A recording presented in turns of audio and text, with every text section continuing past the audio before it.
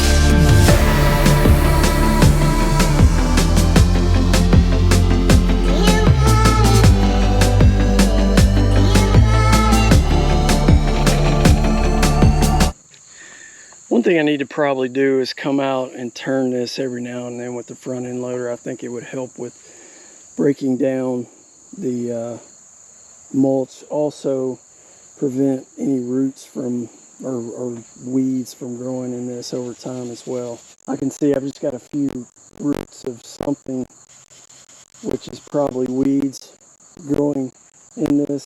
It's not bad, but there are some. You see that right there. So that's what I'll start doing to eliminate that.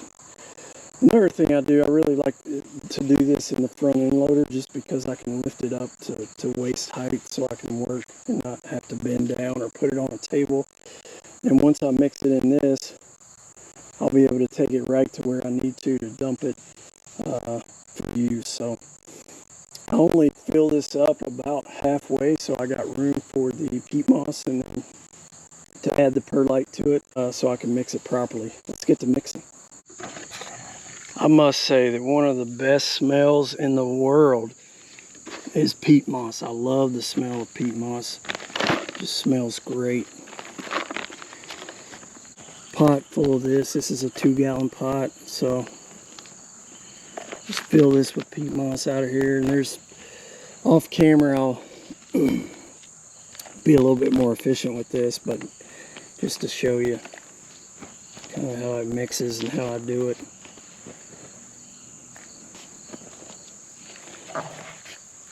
Fill this up and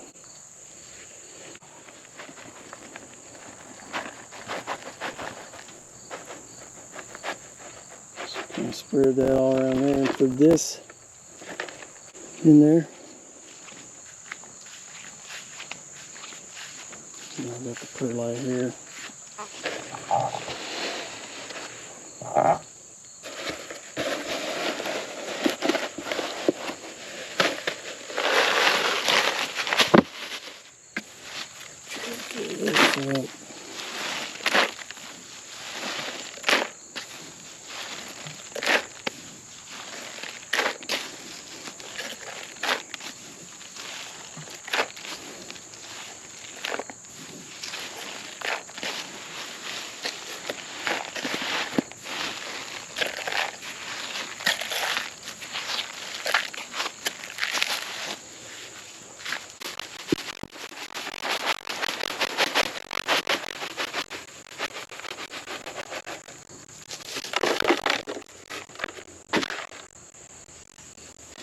Just mix this in.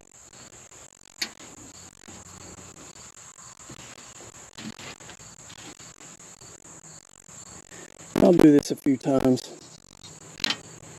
until I get the right recipe that I'm looking for. Get all the clumps out.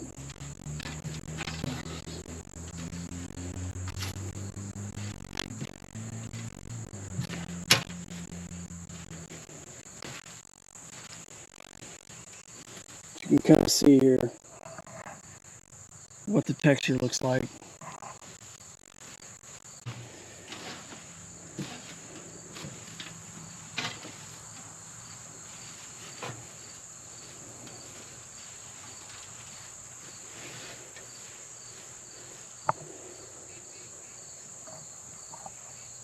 So yeah, I'll add some more peat moss here and some more perlite, and I should have some good potting soil to use for all my plants in the pots. That's how I do it. Let's get to work.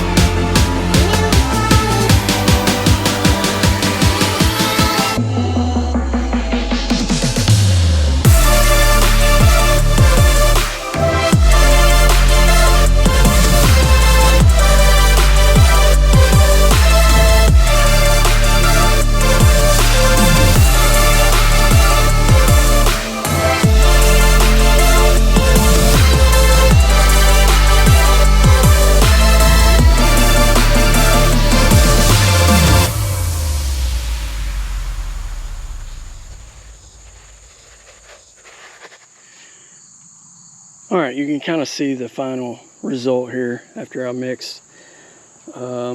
Again, probably a half of a bucket of mulch here.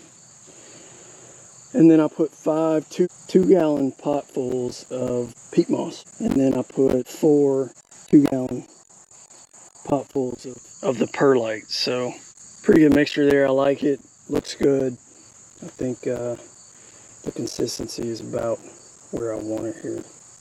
So got a few of these roots in here that I'm looking out for.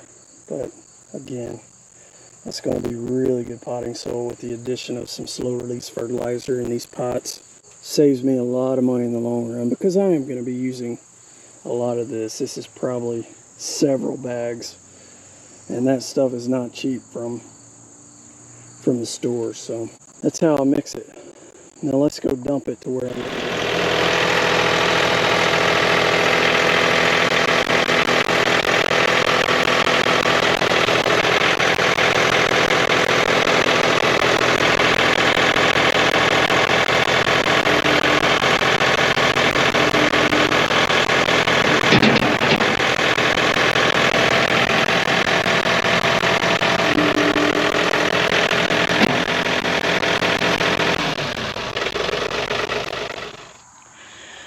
Alright, so here's where I'll be using this to use my cuttings for up potting or potting into 1-gallon trade pots.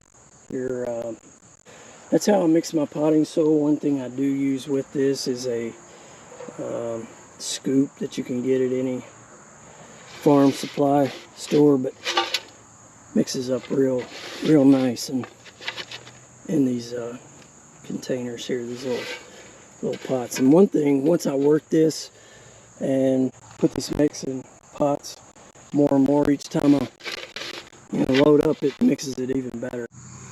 Alright, so just a quick video on how I mix my potting soil and how I'll be doing it moving forward.